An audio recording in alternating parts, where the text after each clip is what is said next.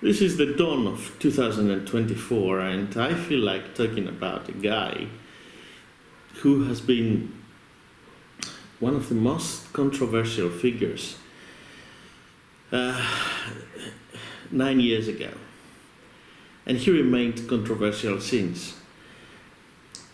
A quite well-known Greek politician, economist, and a lot of other things apart from that. That's the famous or infamous, depending on your point of view, Yanis Varoufakis. A red flag at the time of his glory in the European Union quarters. Now, let's go a little bit back to history. I remember back in 2014, that was summer in 2014. I remember when I was waking up in the morning and I was sort of scanning the Greek television channels, more often than not, most mornings, the face of Yanis Varoufakis was coming up on morning news, and he was talking about the economy, the state of the Greek economy, which was quite perilous at the time. And I remember every single time I watched this guy talking, I was, when he was finishing, I had the question in my mind: who is this guy? What he really wants? What he is after? Every single time I was listening to him expressing his views, I was at the end of his speech, talk, I had this question. And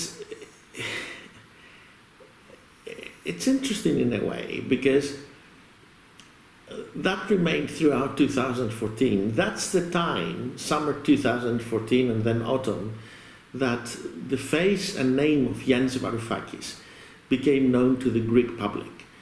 Until then, he was, maybe he was a well-known economist to some, debatable, but certainly he was unknown to the Greek public. And then the media did make the name of Yanis Varoufakis a very household name. Then came the elections of 2015, January 2015, and Syriza, a party of the left, rather sort of radicalish left, I would say, came to power for the first time after the Second World War. Greece had essentially an ultra-left government, or simply left by some. And Yanis Varoufakis became the economy minister, the financial affairs czar of the Greek economy, which was interesting. And soon after the arrival of Syriza in government, Varoufakis rattled a lot of European feathers. He rattled them with his views, with his style. And I remember then, when I was watching him on the news, he was literally daily on the news at that time, a very critical time. The Greek economy was in peril, huge peril. There were serious discussion to expel Greece out of the European Union, out of the euro, one or the other or both. A quite serious advocate for that option to expel us from the euro was the Greek finance minister, Wolfgang Schäuble. And Varoufakis was the one who was rolling the dice. He was playing a very perilous game, sort of lecturing everybody with his views on what should be done and shouldn't be done, his dressing style.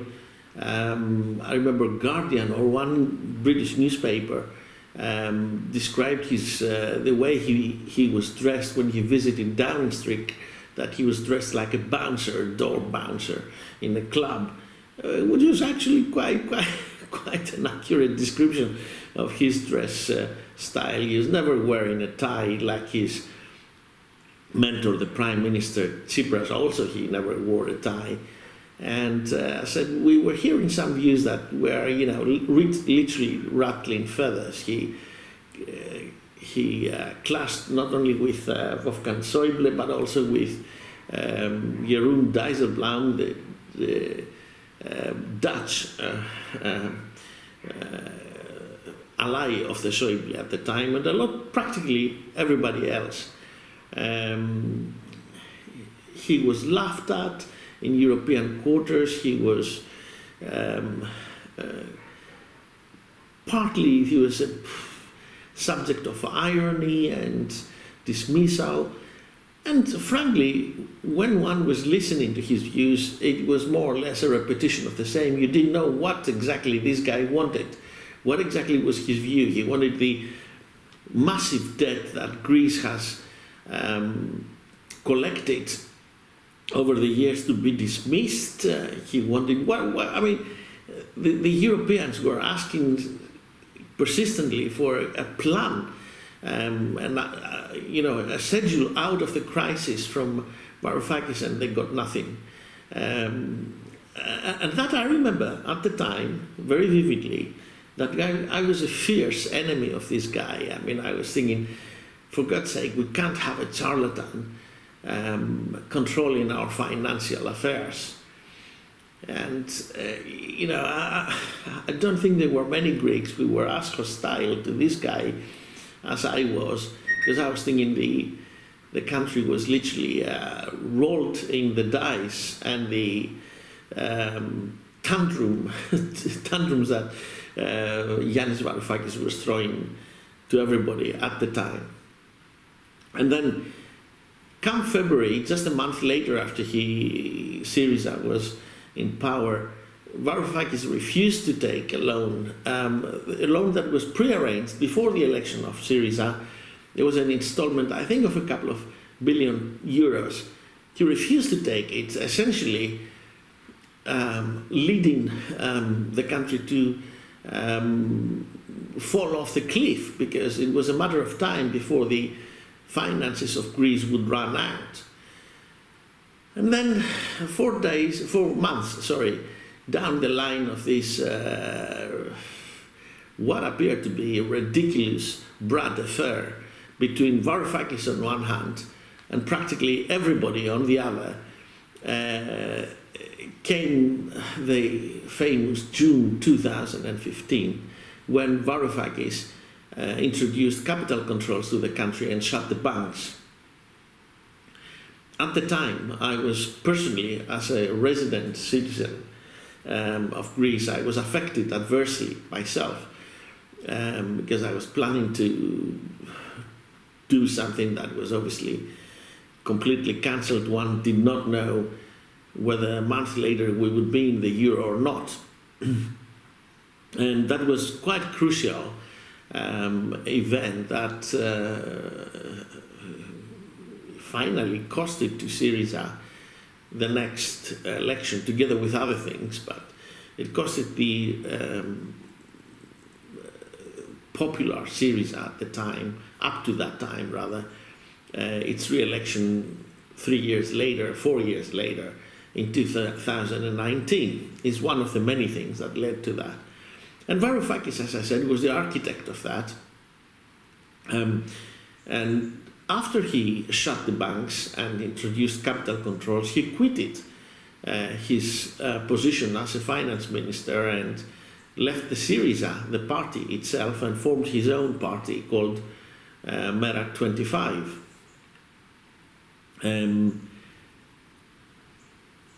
Now, looking at the time, as I said, practically every single Greek was angry about what happened.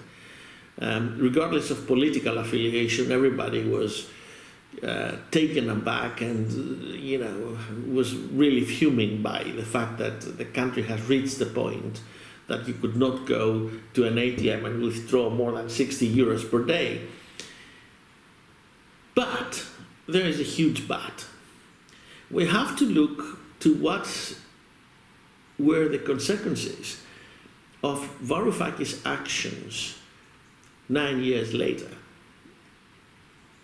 and see whether the measure that was taken at the time was as adverse as it appeared at that time. Now, rewind and go back to 2010, when the first discussions, the Greek financial crisis came on the surface, and the first discussions about Brexit and the not serviceable Greek debt came into the surface, together with the Greekonomics, the massaging of Greek financial statistics, and so on. So in 2010, a phenomenon appeared in the Greek banks, which was that a lot of Greeks actually transferred their savings outside Greece to protect their savings from the possibility of Greece coming out of the euro and returning back to drachma or another currency. It is estimated that at least in Switzerland, and that's from Swiss banks, accounts in Swiss banks, up to 220 billion, yes, you heard correctly, 220 billion euros were deposited in Swiss banks. That was from 2010 until 2015, non-stop. There was a constant leak, a constant drainage of bleeding of the Greek economy, with funds transferred from Greece to Switzerland, but also to other countries that we don't have reliable figures on those. Now, with the capital controls that Varoufakis introduced, that stopped, that ceased immediately, because you simply could not transfer money abroad easily. It was very, very difficult. And there was no way that you could get an economy back to financial health without controlling the constant hemorrhaging of the finances from the country to other banks abroad. And the measure of Varoufakis stopped that immediately, and that's a fact. Later, some years later, the capital controls were elevated, and what happened is the money did not continue to go abroad, but it started to actually come back, because the health of the financial health of Greece has started to be restored.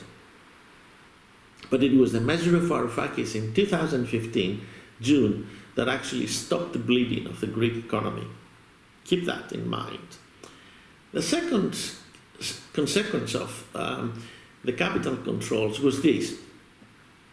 Up to the summer of 2015, and actually until now, 2024, one of the major hassles that governments have to deal with in Greece is tax evasion. Tax evasion was a sport that Greeks were actually champions until 2015, because they were simply trying to avoid paying tax in every conceivable ways. And one of the tools they were using to avoid paying tax is, for every service, whatever they were doing, they were paying cash and no receipt was issued often enough. That still continues today, but to a lesser extent. And you can't possibly tax a transaction when there's no evidence of that transaction. So you go somewhere, you pay for something, and then if you pay cash and there's no receipt, that transaction is not visible to the state in any way or form. The capital controls that Varoufakis introduced forced Greeks who, up to 2015, were quite alien to the use of debit and credit cards, to acquire a debit or a credit card, because as you had a daily limit of 60 euros to withdraw from your bank, and you had to go to an ATM to do that, the only alternative way to pay was plastic.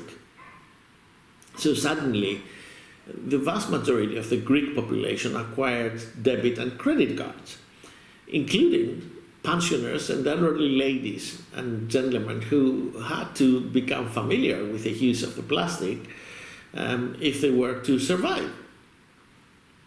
But when you use plastic, it becomes a habit. It actually has become a habit in Greece. Most of the transactions are with plastic now. And once you use plastic to pay, well, there has to be a receipt and the transaction is visible at the end of the day to the state. So by introducing capital controls and shutting the banks, Varoufakis did achieve two major goals, two birds with one stone, and both of them, they were huge birds: stopping the flow of foreign exchange abroad and hitting tax invasion in a big way at the same time. It wasn't apparent at the time, but some years down the line, it is now fully visible. And that made you wonder, was that something that Varoufakis has done entirely on his own initiative? Is shutting the banks and introducing capital control something that came from him?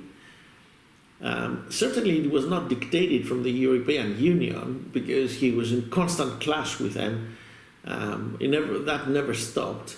But I would be wondering whether there was some big brother, maybe on the other side of the Atlantic, who was dictating what needs and should be done.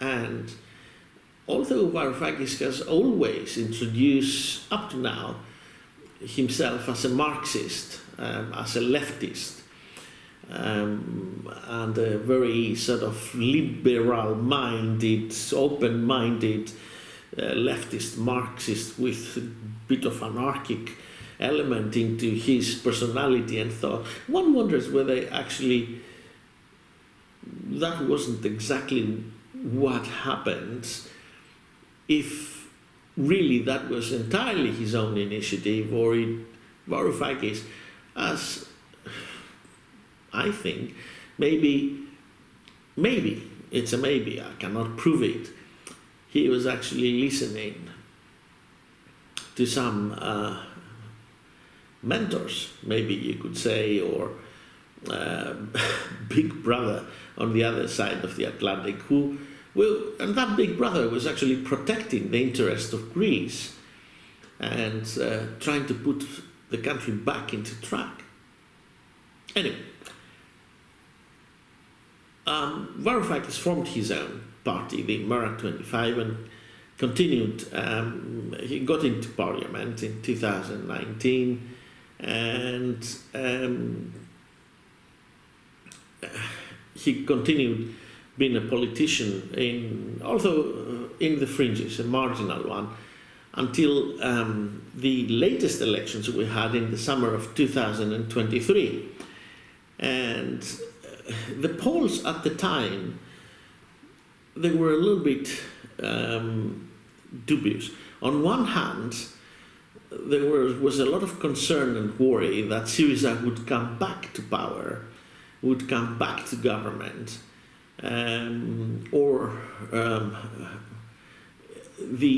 if you like, the right-wing party, which was the one that was supposed to win the election, would not have enough margin, enough seats to actually pass legislation through parliament.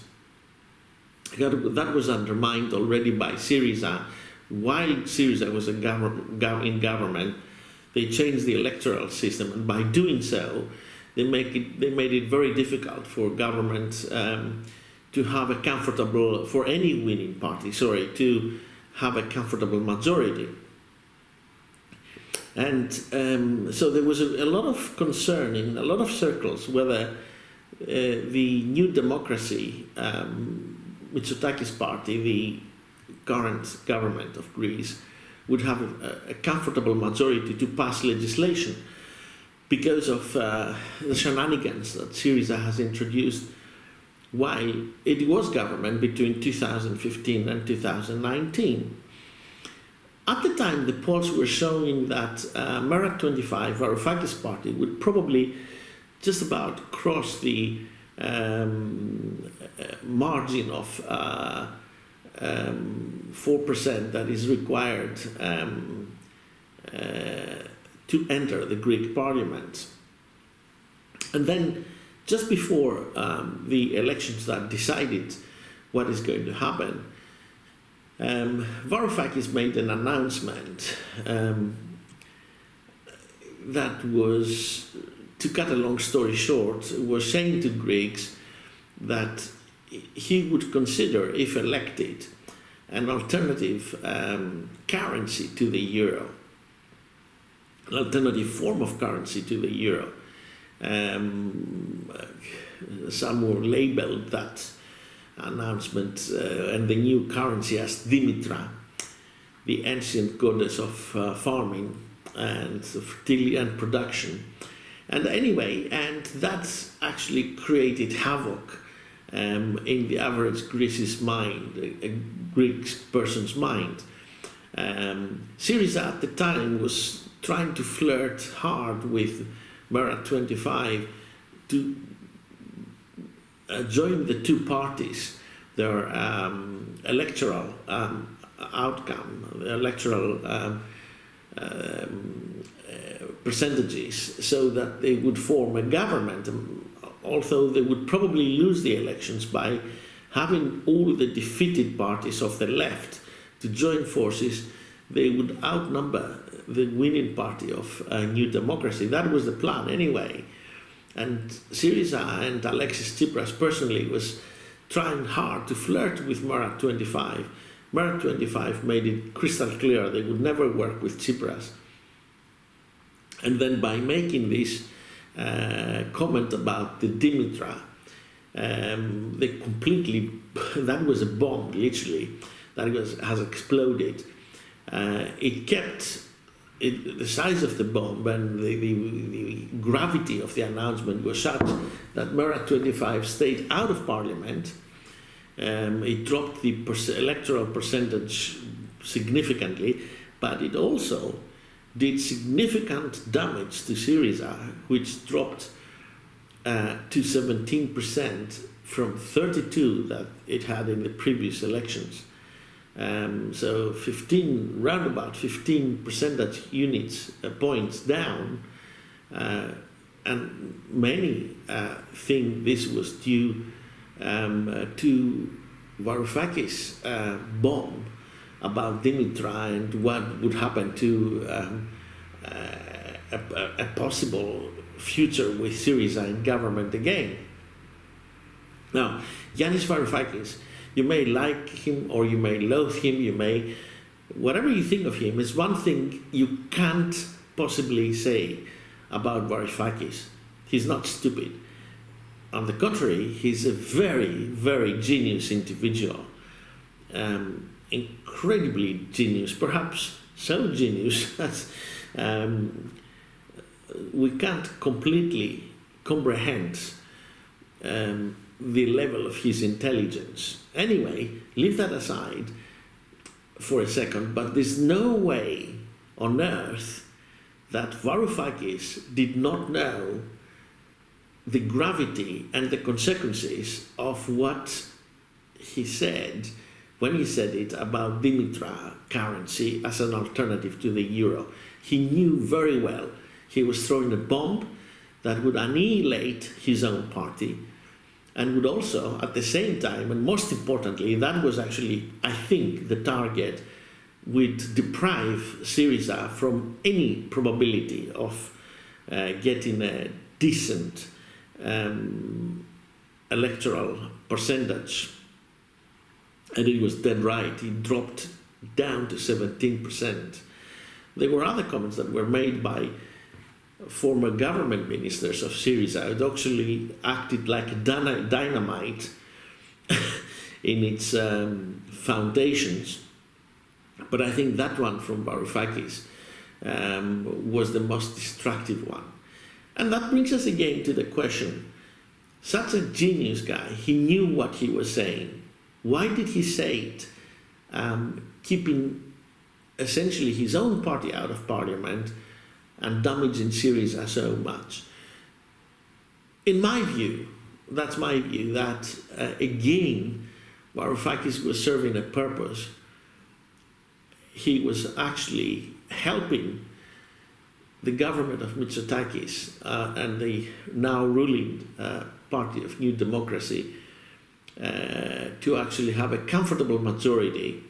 Eventually, the New Democracy had 41% of the vote, and